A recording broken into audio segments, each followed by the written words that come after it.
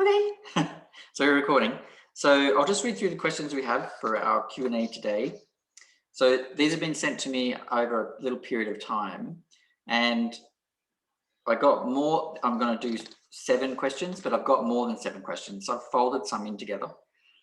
So the first question we'll cover is, if the Buddhist goal is non-attachment, why cultivate loving relationships? The second question is just, could we just do a general overview of dream yoga, which we will do. The third question was, which is interesting because this is a question that came up last time we were together. If the Buddhist goal is an end to suffering, and if life is permeated by suffering, does this mean the Buddhist goal is an end to life, an end to reproduction? So we've discussed this before, but we'll discuss it again. And then the fourth question is, I see a lot of beauty in the world. Is that just attachment?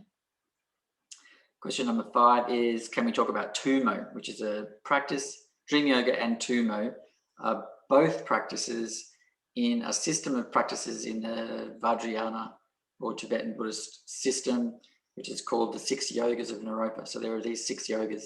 One of those is dream yoga, one of those is Tummo. So we'll just have a bit of a chat about that and whether or not it would be something people want to do.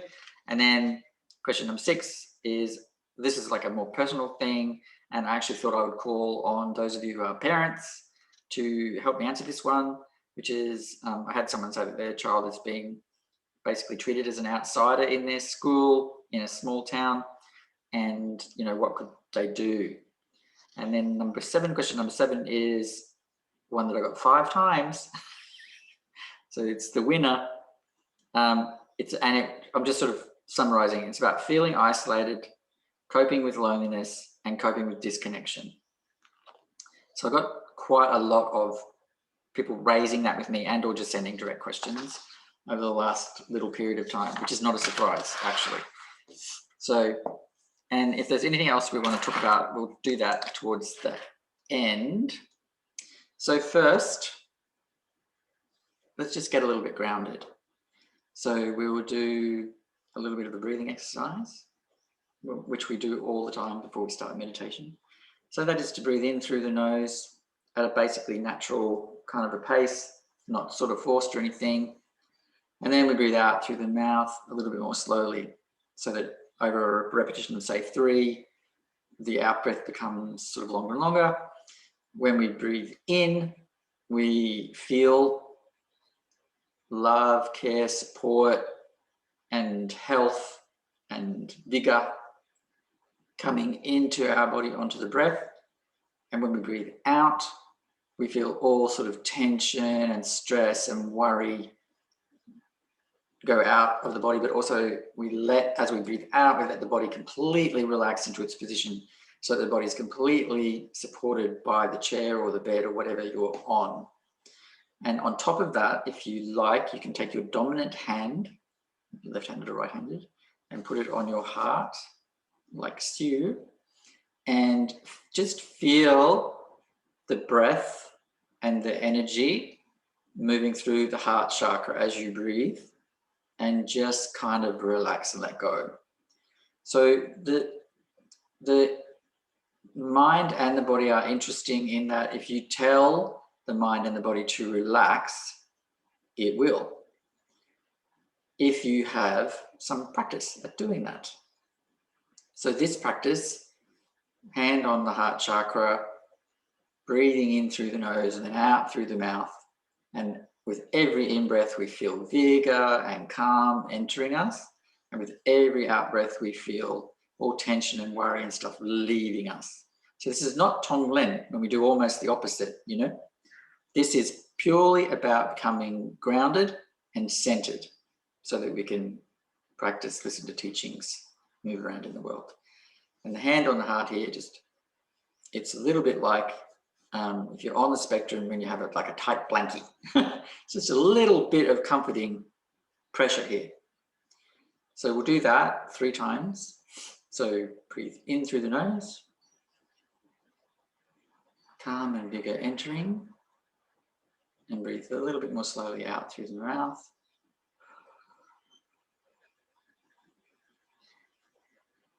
All tension leaves us as we breathe out. Breathe in. Feeling the energy in our heart.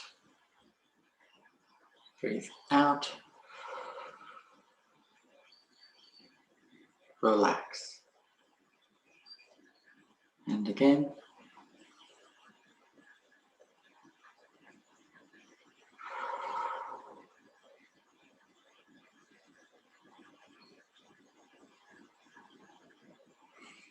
Breathe normally now. And just settle.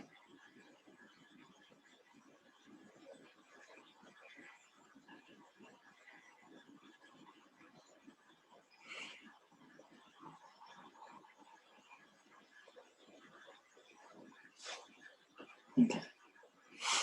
Now we'll do a minute of setting our intention, and whatever our actual reason for being here is, that's fine, totally fine. We want to adjust our intention a little bit so that we include the wish to be free of suffering for ourselves and all sentient beings. So that's why we're here. We're here to be free of suffering and to then be able to assist others to be free of suffering. So we'll just spend like a little while setting our intention.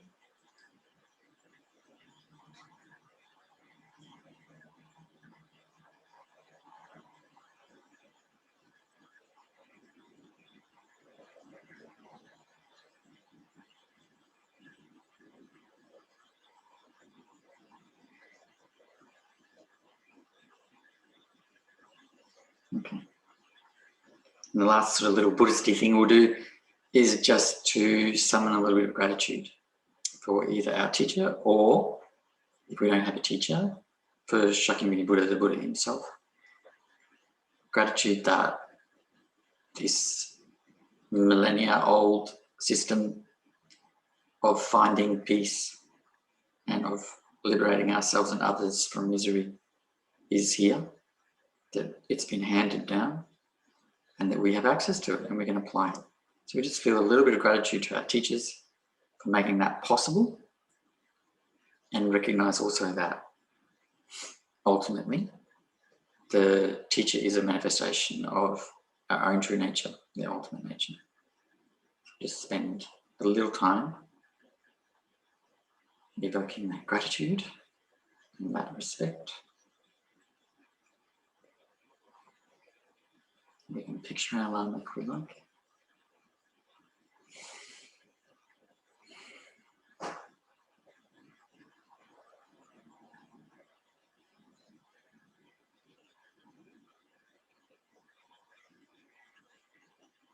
Okay. All right, so we'll go through the questions. First one, if the Buddhist goal is non-attachment, why cultivate loving relationships?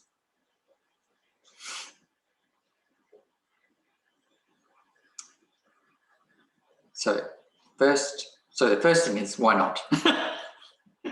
Why not cultivate loving relationships? You know, why not? So this is the thing. When we hear the words non-attachment, we often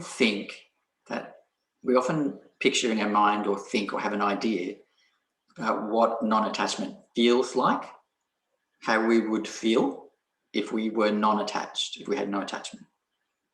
That picture we develop in our minds, or that idea, that concept that we have, is almost always incorrect. Non-attachment, right, does not give flower to coldness, detachment, what's the other word? Isolation, separateness. Non-attachment gives rise to the exact opposite. It gives rise to kindness, compassion, connection, and warmth. So a being who is not attached overflows with warmth, with love, with kindness, with humor.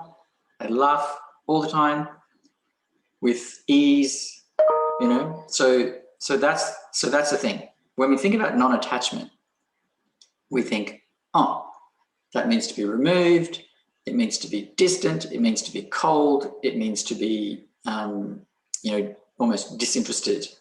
It doesn't mean that at all. It means to be connected, to be warm, to be loving, to be kind. But this is the other thing. When we think of love, normally what we're thinking of is attachment. So a being who has achieved non-attachment, and these are rare beings, really rare beings, is able to give rise to true love, which is not ego-driven, not fear-based, it's selfless, it's not selfish, not self-oriented at all, and it's not bound. So we as ordinary beings, we might be able to have a loving relationship with a handful of people, maybe a dozen people, if we're really lucky, usually our partners, our parents, our siblings, our children, our friends. It's a small capacity we have. A being with no attachment cares not at all for what other beings bring to them. And so every being is a being they love, because the thing that stops us from having love and affection for every being is our self-concern. We tend to only have concern, affection for beings that bring us something or who we're used to having around, who we're attached to. So the model of love or affection that they often use is like motherly love. I know that's problematic for some people because some people have terrible mothers, monster mothers, but we can just sort of forget what our own mother was like and think about the idea of like the perfect mother. And again, women often get judged about whether or not they're good mothers. But let's talk about like a kind of like a archetype mother, So selfless, kind, warm, funny, giving, all of these things. So that's the model that's usually given, but not just to their own children, to every being. So that's the thing. And I think the problem why we don't know why those things in our minds are contradictory is because of how we define those two things, how we define a loving relationship and how we define non-attachment. So we will find as we move through developing non-attachment that our love for others just increases. But our attachment to them, our wanting of them, our neediness around them diminishes naturally. So this is the thing. You don't need to kind of work in your relationships to make them perfect. All you need to do is work on the mind. Non-attachment is in the mind. So if you work there, the relationships all change. There is a kind of natural thing that happens with your relationships.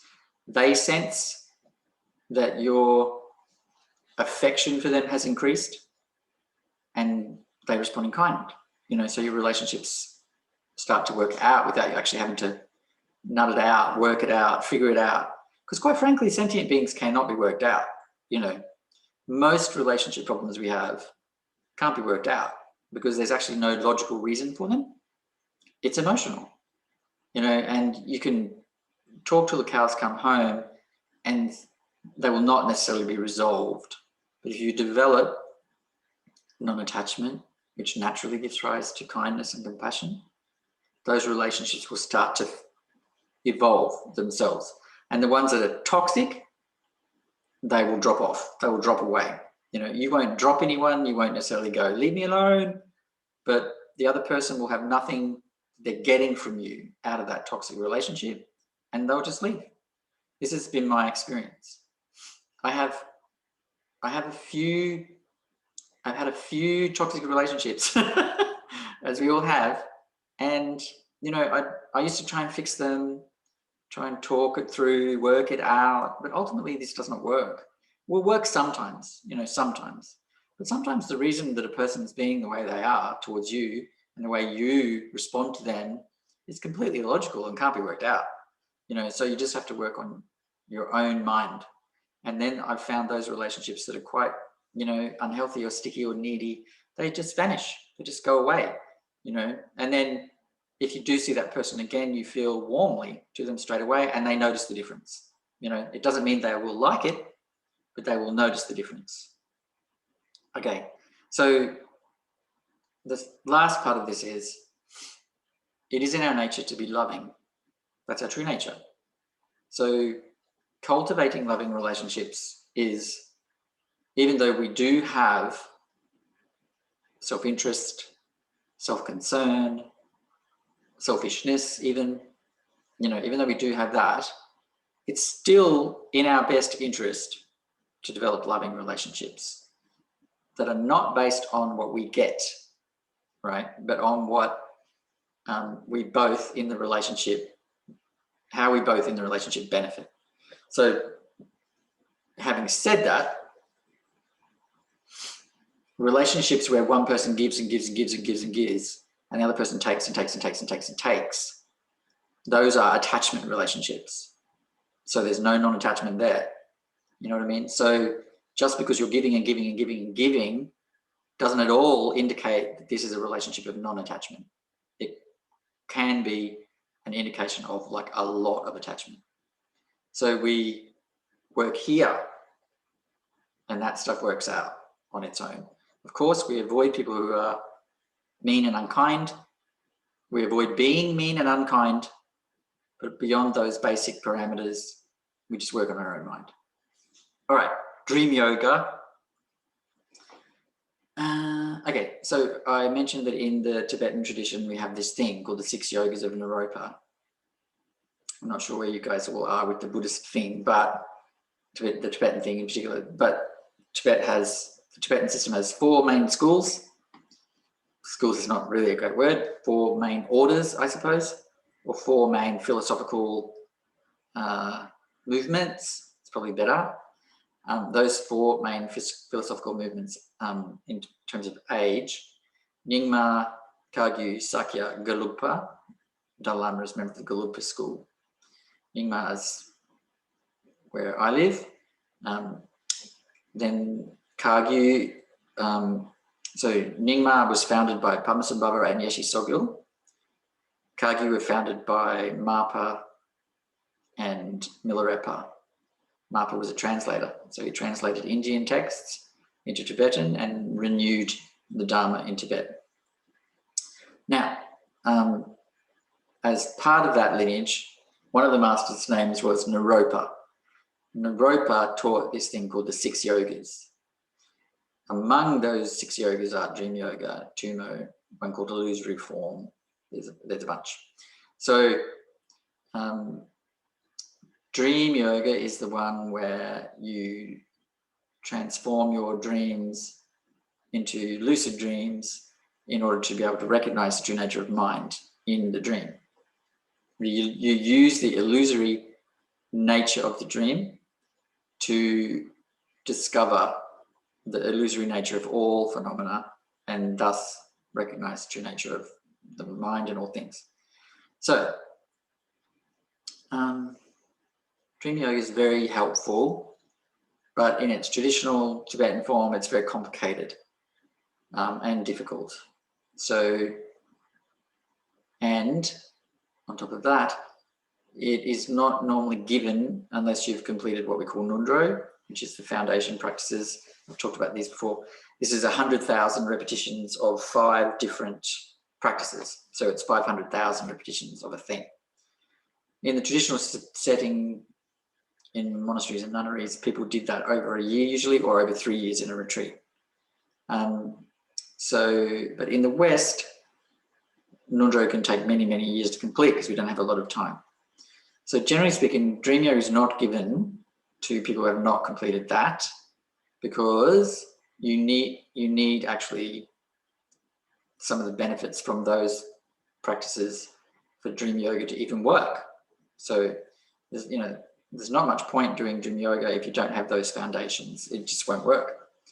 So that being said, there's a cheat sheet,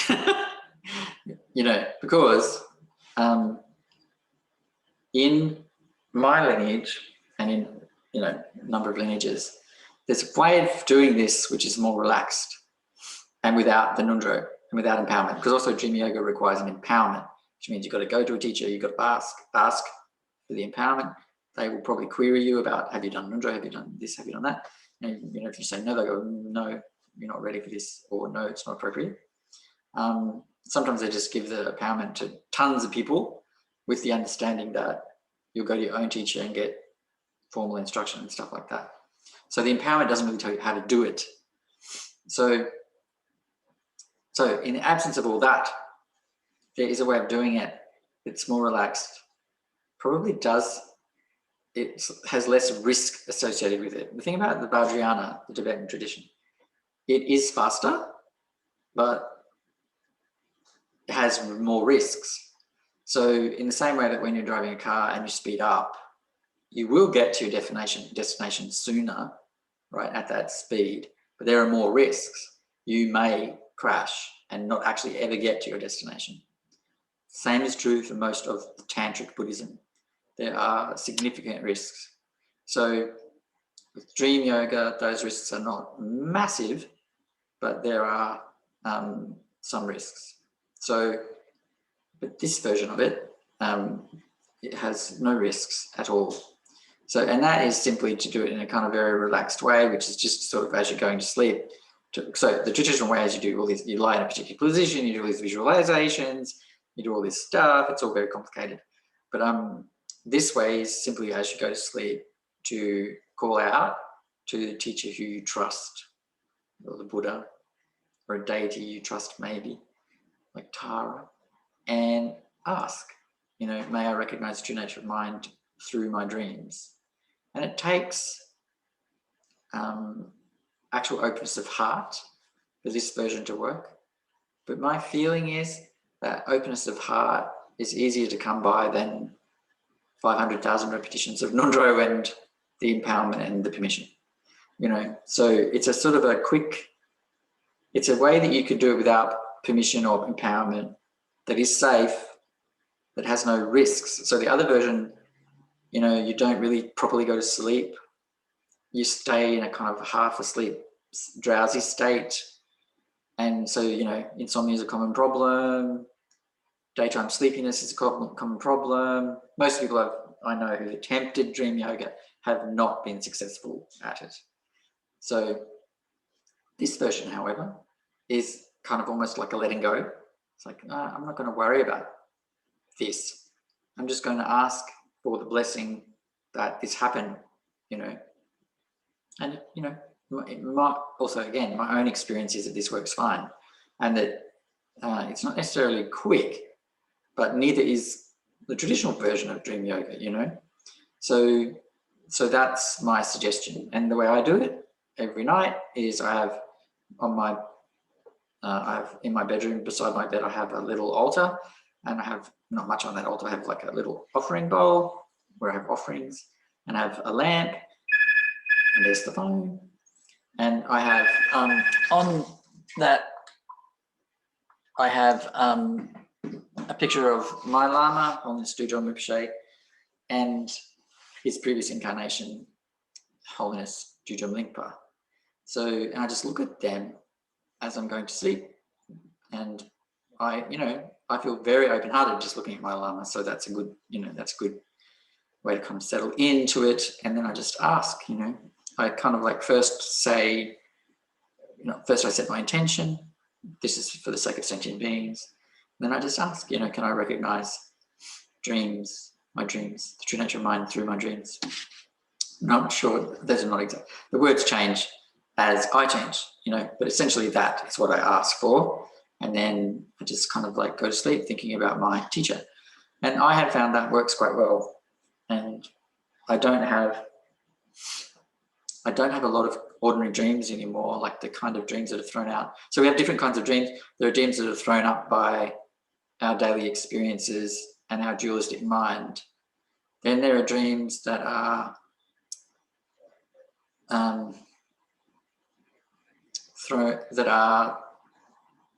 that arise out of our own true nature, and also kind of like come from the teachings, come from realized beings. And then so there's other kinds of dreams, but I have found that doing this means that I don't really have the ordinary dreams much anymore. Occasionally I do. I had one the other day, which was kind of weird. But and also now I know, I tend, not always, but I tend to know when I'm dreaming. So then I can kind of ask questions and stuff like that. But sometimes when dreams, so there's, you have dreams that come from your dualistic mind, and they are the ones you want to transform. The ones that come from wisdom nature, from the Lama, from the teacher, you just want to kind of leave them alone. They call them clear light dreams. So, and you can tell the difference. Ordinary dualistic dreams are illogical. They jump around a bit. They're quite emotional. There is quite a lot of emotion in them, even if it's euphoria. And they are longer. So usually clear light dreams or dreams from our teachers are shorter and usually more coherent.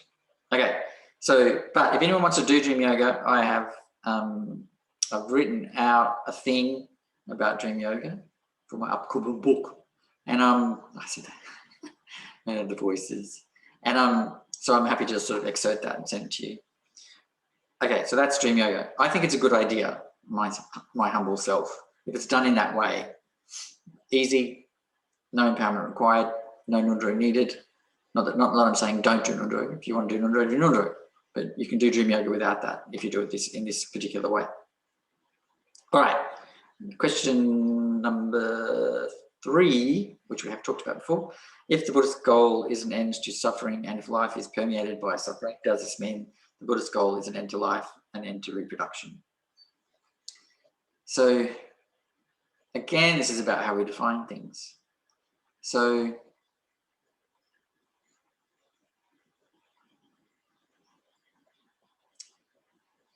there's kind of an idea that so it's true that life is permeated by suffering. This is true. It's inescapable for all beings. So that premise means that when we think about, okay, so if the goal is the end of suffering, does that mean the end to life itself? That's because we can't conceive of life without suffering, without, violence, corruption, sickness, death, all these things, old age, etc. We can't conceive of such a thing. And that's because we're focusing on the external. So a realized being who is here does not experience things the way we experience them. So we might, get frustrated by something at work, stub our toe and scream a string of expletives, feel very upset by something someone said to us, feel all kinds of things, feel all kinds of things. Those are the dualistic mind's reaction to what is happening. What is happening, life, is actually not the problem. What is the problem is our response, our reactions to it. So in the same way that, you can look at something like a flower and recognize its beauty without taking the further step of becoming kind of attached and wanting it and cutting it and taking it home. You know what I mean? That extra step is the problem.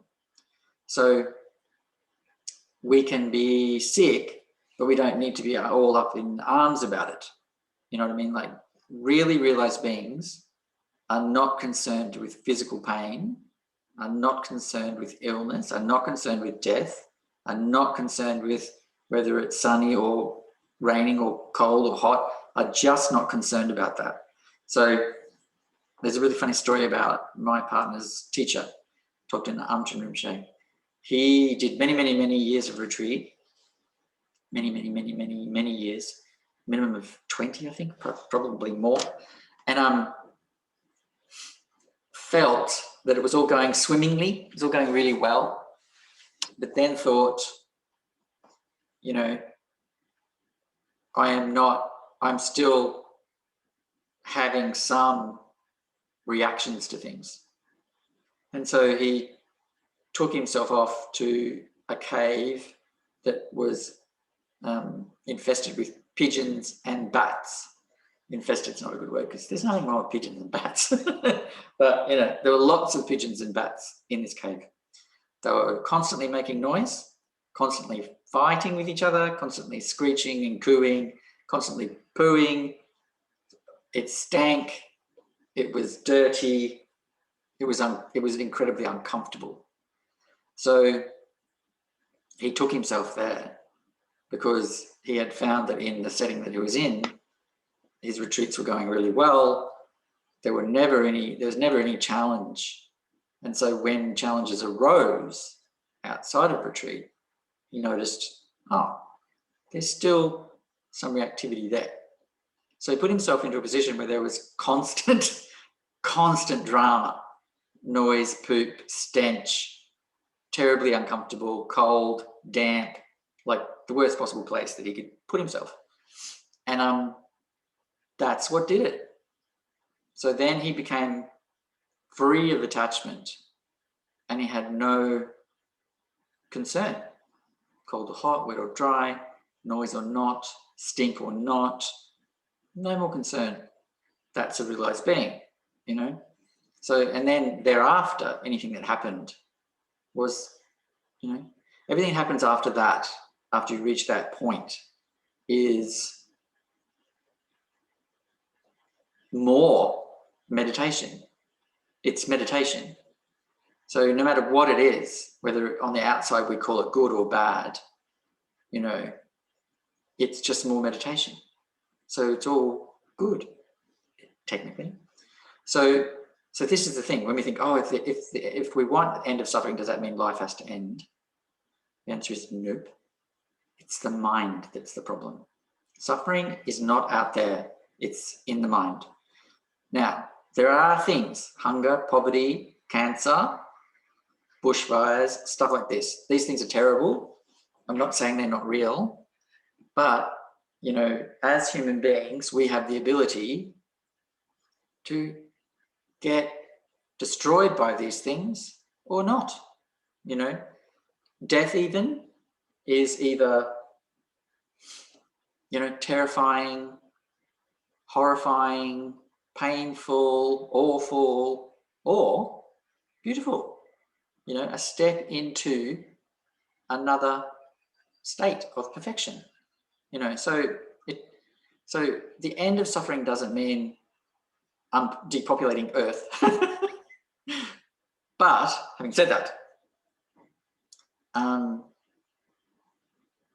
we need to disentangle ourselves from those things in ordinary life that prevent us from practicing. So in the old schools, the earlier version of Buddhism, it was considered that a family life was not the best option. Having children, having a job, these were not the best way to free ourselves, because we needed to put all of our energy, every single bit of it, 100%, into our practice.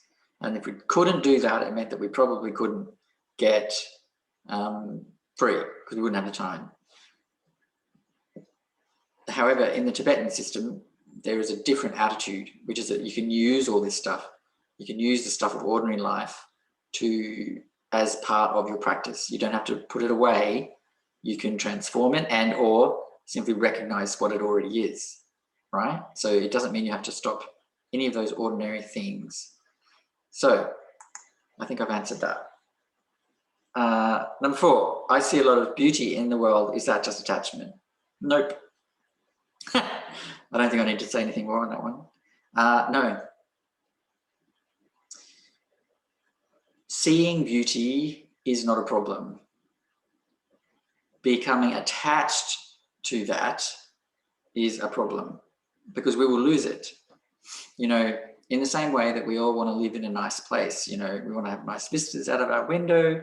We want to have, you know, whatever we want to have. I mean, people have different definitions of what is, you know, a beautiful place to them. Some people like, you know, living in high rises. Some people like living on farms. You know, there are different ideas about what beauty is.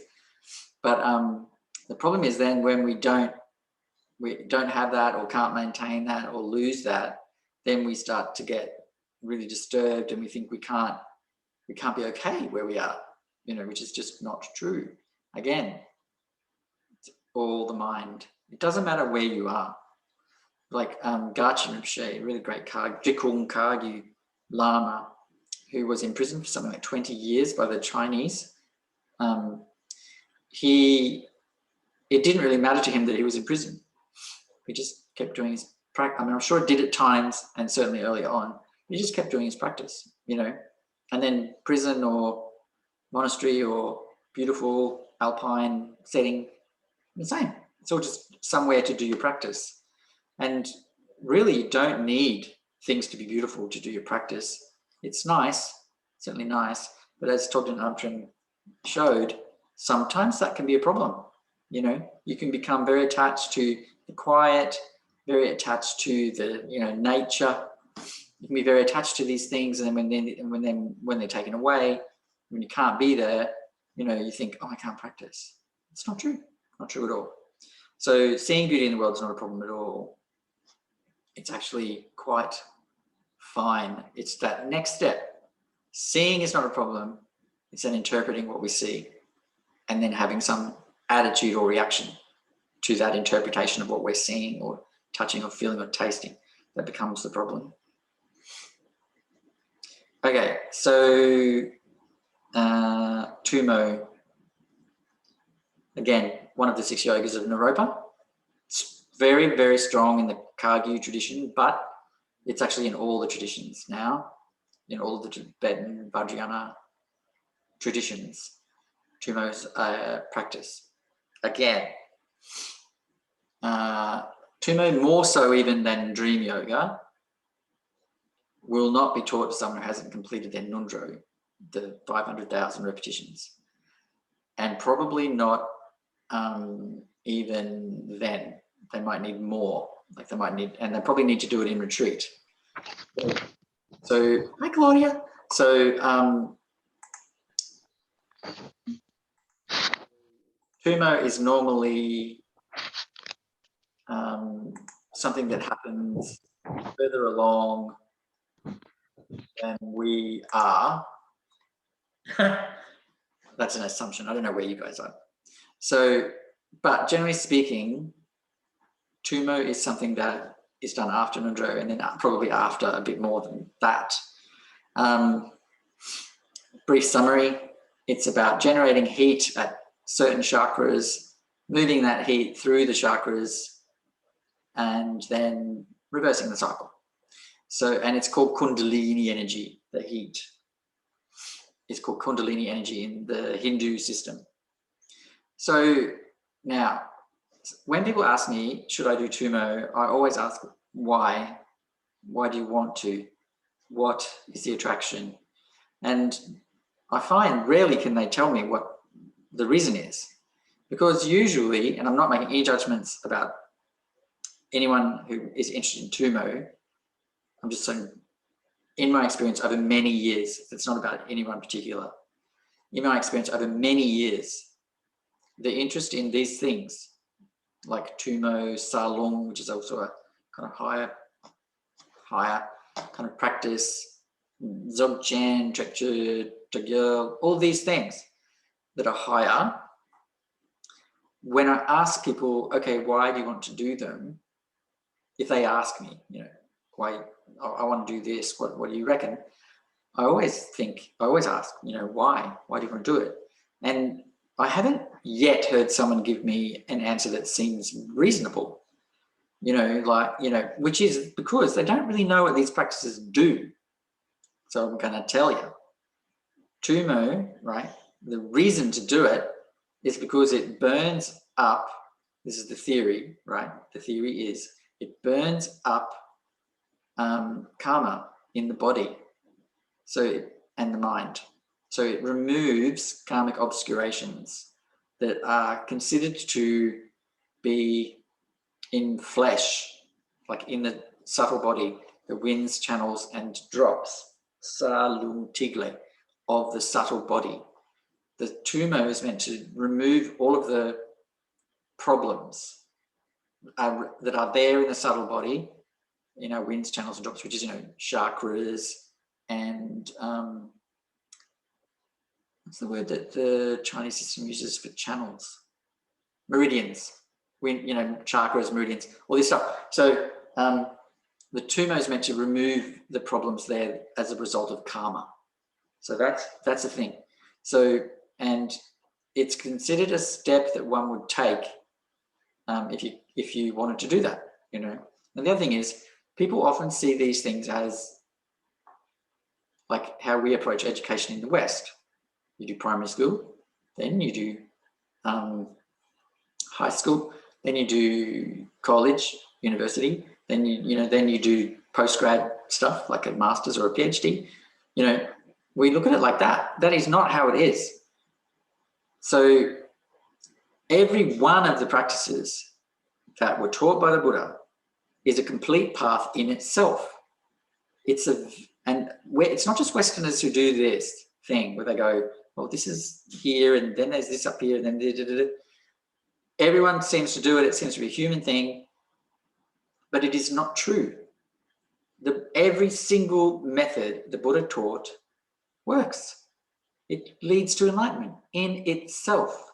You might need to support it with some of the philosophical ideas.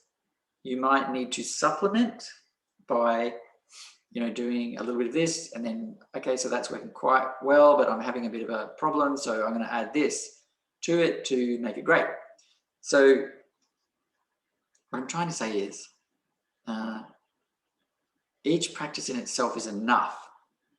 And often when people are saying, I would like to do dream yoga or illusory form yoga or karma mudra, which is, we won't talk about now, but, or Tummo or Salong, any of these things, it's usually because they don't understand this fundamental point. Everything is enough in itself. You can achieve enlightenment with any one of the methods that are given, You only proceed higher, for two reasons. You can see my fingers. Two reasons. One, the thing you're doing is not working, and frankly, that takes years to figure out. Years and years and years. You should, and also, it's not the practice that's usually the issue. It's usually the philosophical foundation's not there. For example, in shamatha, sitting meditation, silent sitting. If you have the philosophical foundation, the view, it will work. It will work. There's no doubt. But often that foundation's not there. And so it does a little bit of benefit, but it doesn't really propel people along. And also the second thing is people are not doing it enough. People go, I'm busy, blah, blah. Yes, of course. Yes. You need to do what you can when you can. But, thinking that your spiritual progression or development requires adding more and more and more practices, this is not true. It requires making sure your view is correct, that you aren't creating conceptual obstacles for yourself so that your shamatha is hitting walls, because your belief system is throwing up walls, or you're not practicing enough with the right amount of joy and enthusiasm. They're usually it. That's usually why things are not progressing for people, but they often don't want to face that. They think, oh, I've been doing this for like so long, and I really feel like I haven't changed. That is not a reason to go up this so-called ladder. That is a reason to go back and figure out, what have I not done? It's never ever the practice's problem. it's our problem, usually, almost always. Sometimes there's a weird thing that's happened, some rare, some rare problem, that happens, which means, oh, this practice is actually not going to work for that person. And then a teacher who really knows, like a realized being, will be able to see that and be able to advise you, oh, actually, you should maybe keep doing that, change it in this way, and then add this. Only a realized teacher can see that. So, but generally speaking, it's our motivation, whether or not we have the actual view, the philosophical outlook that needs to support these practices. They are not meant to be done without the view, without the philosophical outlook. They just don't work without that. So, and whether or not our expectation about what our spiritual progress should look like might not be realistic. You know what I mean? Often people are looking for fireworks moments, big bangs. And then after that, I'll be different. That's not how it works. Slowly over time, we become more kind, we become more compassionate, we're able to benefit others more, we're able to serve more. There's the evidence that your practice is working. It's not like, part of the problem is we do have this tradition of mystics talking about their experiences, and they're really like, wow, that sounds amazing. And we love reading that, and that's all very good. But the test, all of the really realized beings, the test is, are you kinder? Is your mind more relaxed? Is your mind quieter? Are you able to serve others more? That's it. Those are the tests. People go, oh, what are the signs of practice? That's them. There's no fireworks, no big moment. It's just you become more able to serve, more able to, you have the energy to do the things you need to do to help. Whereas when there's self-clinging and selfishness and self-concern, you just become tired helping people. It's like, oh, really? Got to go to do that again? But as we deepen, there's more energy to do that thing. It's like, oh, you find yourself able to just do it one day. It's like, oh, I'm able to help this person without any sense of reluctance or fatigue. Like I can just do it, and you go, oh, that's interesting. And then that's the sign you're looking for. When there's less self-clinging, the mind is quieter, you're kinder and more compassionate and less reactive. Something will happen and you don't go, no, you don't do a gonzo. You don't completely lose it, So you're like, and this takes a lot of time. And we shouldn't worry about that, how much time it takes. Who cares? The end result is serving others. That's the end result. So what do? We just serve others. And eventually that will become easy. So we do it within our capacity now, which might be, I can meditate 20 minutes a day. That is serving others, believe it or not. I can also vote in a certain way to help those who are, without support. I can donate $5 every month to this particular cause. I can buy, ethical products. There are definitely things we can do to serve others that do not require a huge amount of energy that won't burn us out. And slowly, slowly, slowly, we will increase that. It's really simple. Okay, so Dream Yoga, yeah, do it, but do the easy version. Tummo, I'm not saying don't do it, don't pursue it, but it does have this requirement, 500,000 repetitions of specific practices to do it. Now remember I said, Vajrayana is fast, it picks up the speed, but it also picks up the risk. Now, the risk with Tummo are not to be messed with. Look at my finger. Hilarious.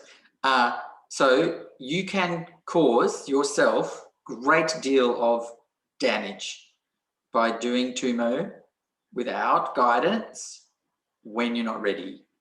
You can produce what they call a lung disorder, Lung, lung disorder, which means energy disorder, energy imbalance. And as I heard Jetsima Tenzin Palmo say the other day, they're almost always incurable. Like, people rarely recover from those. And this is not small. Lung imbalances, right? They are painful. They're distressing to the mind. They're associated with anxiety and depression. They affect our digestion, so we find it difficult to eat things. They affect our ability to sit in meditation. So they not only do they cause us emotional and physical problems, they actually hamper our practice. So this is not to be messed with, definitely not.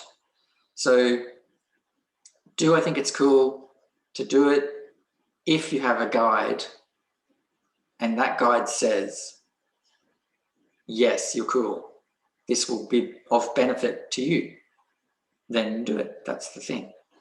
This is what I would say about finding that guide.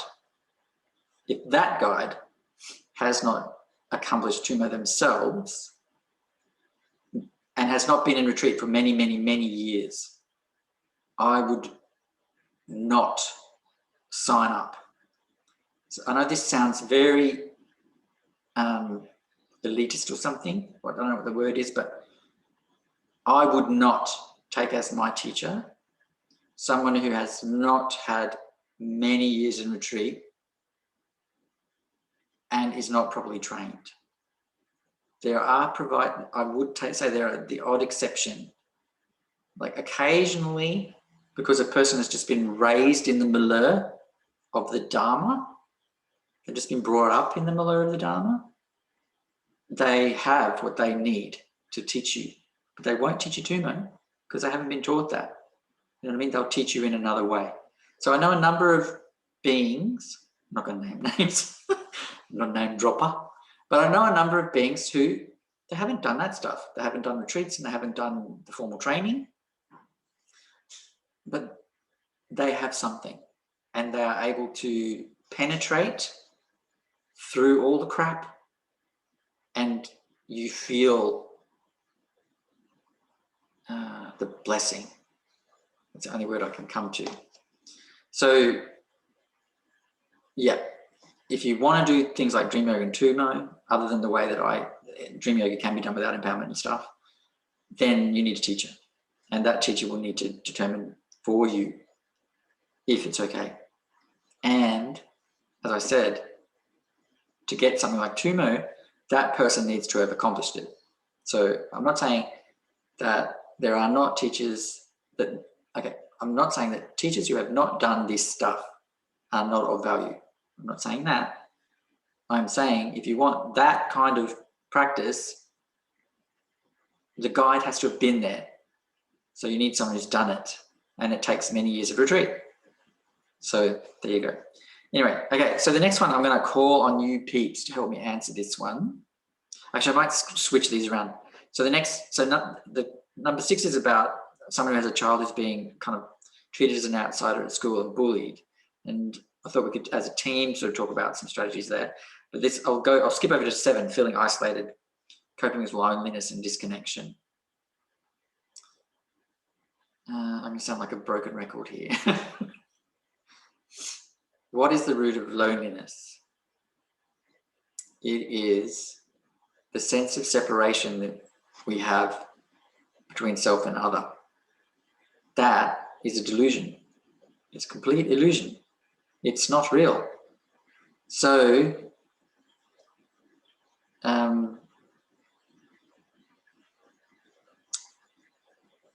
this feeling of feeling lonely, feeling disconnected, feeling isolated, it can be resolved in the long term. So I'll talk about long-term, medium-term, short-term strategies. It can be resolved in the long term just by doing your meditation and developing the philosophical outlook that we need, which is that all beings are interconnected. All beings are interdependent on each other. Our emotions are, in fact, interdependent and interconnected on everything around us. So nothing is separate and isolated like that. So we need to kind of develop that understanding and we need to sit in meditation. And in meditation, we'll get a direct experience of that connection. So you see there's two angles here. The philosophical view tells us, that things are dependent on each other, that nothing exists by itself and nothing lasts, etc. But the other side of that coin is when in meditation, we have a direct experience of connection, unity, no separation. So that is the long-term goal. And there's no loneliness in the true nature. None. Sense of unity and oneness is all that's there. So that's the long-term strategy. Sit in meditation every day. If you can't do 20 minutes, do something. Just do something. 5 minutes at 3 points during the day or 4 points during the day. Just do that, if that's all you can do. And then the medium-term strategy is to develop at the same time as each other. So they're a bit contradictory. At the same time as each other, develop one, connections in a way that works for you. So, in lockdown, we're quite isolated. We don't get to see people. So you need to develop connections with people. If we're in lockdown or there's COVID, there's some sort of drama there, we need to find a way to do that the way that we can do that, So you do that via technology, via the phone, via email. Write a physical paper letter and send it to someone you care about and ask them to send one back. So the medium-term thing is to always be cultivating meaningful connection. Always be cultivating that. So that when it happens that we are isolated because we're sick, because there's a lockdown or something, we're not suddenly, I'm completely alone. No one's calling me. No one's messaging me. I have no support. We need to cultivate those connections so that when we need them, they're there. Okay, so that's the medium-term thing. Cultivate connections. The short-term strategy is talk. So talk to someone, a friend, family member, or preferably a qualified counsellor. So it's really important that we not bottle up and remain silent about our concerns, worries, loneliness, feelings. Buddhism is not about bottling them up, and certainly not about feeling ashamed of them or feeling like we can't share them because that will show that we're not the great practitioners we want to be or something. If you're lonely, just say, I'm really freaking lonely.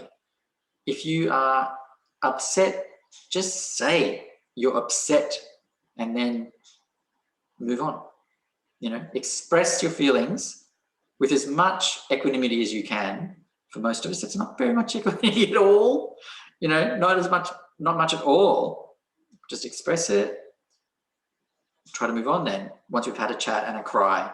In the short term, you have to connect with someone who can support you.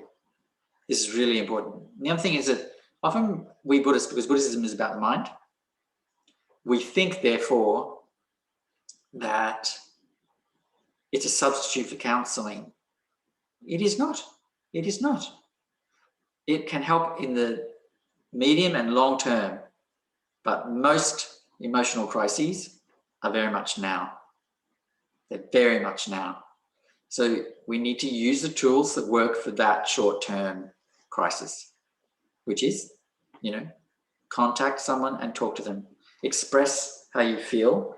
Likewise, if you're on the other side of things, if someone calls you or contacts you saying that they're really distressed, listen, ask questions, see if there's any way you can help. Usually there is not, because we're not qualified to help. So, usually almost always the good advice, and really the only advice to give is, you need to talk to a counsellor. And if money or time and stuff like that or lockdown are an obstacle to talking to a counsellor, then just call Lifeline. Just call one of those free hotlines. You can do it from home. You don't need to go out. whether you're in lockdown or not, doesn't matter. Just call and talk to someone. It's super, super, super important. So that's the short-term strategy for feeling lonely, feeling a lack of support is, shockingly, reach out, get support. So it's not to like nothing actually needs to change for you to call a counselling service, a free online counselling service. You don't need to wait for something to be different. Just do it now, right now, and get advice. I mean, usually just listen. And in the talking, you'll feel better. And then, of course, also you, at the same time as doing the short-term strategy of getting support, you're doing the long-term strategy of building meaningful connections, you know, and that means that it's reciprocal, if that makes sense. Okay, so now I'll move on to the child being treated as an outsider. I'm not sure if we've got any mummies left here. We've got one. Oh, two. So for me, I was always treated as an outsider at school. I was bullied mercilessly.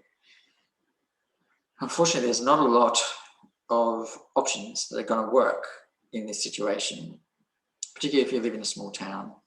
So clearly, all the same strategies work for adults, work for kids. So they need to feel supported. They need to understand that it's not right what's happening and it's not their fault. Those conversations need to happen often, and they need to come from more than just the parents. So again, maybe a counsellor would help, a school counsellor. Because when we're children, as you well know, remembering when we were children, we don't really listen to our parents when they say, oh, there's nothing wrong with you, you're beautiful and we love you. Because we think, oh, not that my parents ever said anything like that. I wish. But, you know, if a parent says, oh, you're beautiful, I love you, and there's nothing wrong with you, you're perfect, the child just goes, eh. Because they hear that from you all the time, you know, or they should. So someone like a counsellor, a safe counsellor, trusted person is helpful because, and there are kids' helplines, so that's a kind of safe way to do it. They can reassure the child that it's not them, that it's not their problem, that people actually suck sometimes, and particularly when they're young, they suck. You know, they're very unskillful, unkind. So I think that's, and then, you know, the medium-term strategy, build meaningful connections with people of their own age through, I don't know, skate groups, scouts, girl guides, things like that, where they can, you know, build meaningful connections outside of the environment where they're not being treated well. So that's another situation where there are young people that's supervised and safe, and maybe you're able to be present for some of it. Cooking club, reading club, library group, I don't know, outside of the environment where they're being marginalized. And then long-term strategy, teach them mindfulness, teach them to meditate. This is really important, I think, too. All right, the only other mummy here is Peter McCullough, I think, and Ondine also. So do you guys have any advice about this one, about what to do with a child who's been sort of bullied and treated as an outsider? You can unmute yourselves. For myself, the first thing I always did was, and still do with one of my children, is to acknowledge that, yeah, things do suck out there sometimes. Like, there's nothing you can do to change it. And also I try humoring as well. One of my sons gets racially bullied, so it's about his appearance. And I try and put it back onto myself in a way to show him that if I get teased about having a big nose or being short, that I think it's really funny because it's something that I can't change about myself. So it's completely ridiculous that people are judging me on that, and I find it a bit funny. Yeah. And then he can see the humor in it as well, which lifts him up out of that victim kind of my life is hell kind of mentality. Yeah. Yeah, and it's also like a meaningful connection about the thing that is the problem. Yeah. It's very hard to deal with when it's your child. You feel wounded as well. Yeah. And then sometimes he rails about, I'm not one or the other, and here I'm this, and in my father's country I'm that, and it's not fair. And then I almost feel guilty for creating him. Yeah, my nephews and nieces have similar issues, and yeah, it's very, very tricky. And I think that's why they need sometimes to have connections with people of their own age outside of the troubled situation. Those arts or continuous art group or girls ballet or boys ballet or girls martial arts or boys whatever. I'm not saying gender it, but I just know that people like to make sure their kids are safe, not being putting vulnerable people in with other people who are going to be mean to them because of gender. Oh, that's something I did with my younger son, because he was quite a quirky young boy. He loved playing with My Little Pony and dolls, and so he was teased a lot about that. I took him to a ballet class. Yeah, very cool. Yeah. And he was one of only two boys in that class. But ballet for boys was about being graceful and pretty, but also being strong. Yeah.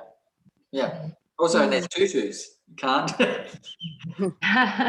downplay the value of a tutu. Well, they didn't have to wear tutus. They could have if they wanted to, I guess, but they never wanted to. They wore tights, yeah. So, Peter, do you have any advice on this one?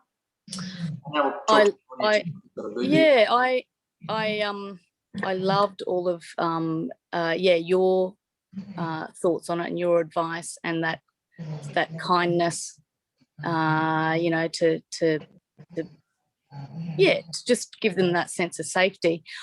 I'm really interested in a lot of this stuff from I guess it's a bit of a psychological side of it, because I do see that bullying, and we all know that you can't change the bully because they've... Hey, Peter, you've gone mute. Sorry, accidentally gone mute. Just unmute yourself. There you go. I think that if you are being bullied, there's a high chance that it's because you have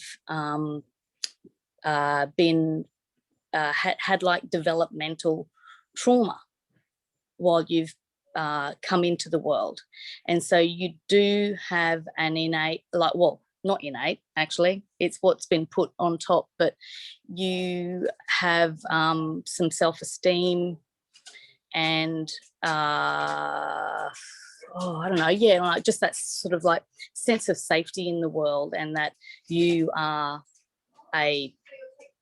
you feel really good in your skin type thing. So I do feel that there is I feel that if that's happened, there's a really high chance that there's some healing to do. But obviously with kids, I mean, I don't know, like, how do you do that? Like, it's really hard. Like, because to me, I feel like once you start to look at that, they'll just run away. So do you mean that children who are vulnerable are more likely to be targets at school? That kind of what you're saying? I think sounds like you're doing something else. Claudia? I just said, that's my daughter. Yeah, I wasn't going to disclose that, but okay. I know, but I'm like, I'm going to stop you now, Peter. Oh. So you don't say that there's trauma that we need to look at. She's 13, my daughter. And I just wanted to say, Dallas, thank you for giving this consideration, and everything that you have said are things that have, crossed my mind about giving her I want to give her something else outside of school. And I wish at school they had something going on at lunchtime. I'm like, why can't you hang out in the art room? Why can't? And I don't know if they'll be able to next year. I don't know when she chooses her subject. But what I wanted to say was, this has sort of been going on because Ariel didn't come with a crew of friends to high school, and she's always has been a little bit quirky. On that, what you're saying there, Peter, Ariel was born with a cleft in her soft palate and therefore has mild to moderate hearing loss.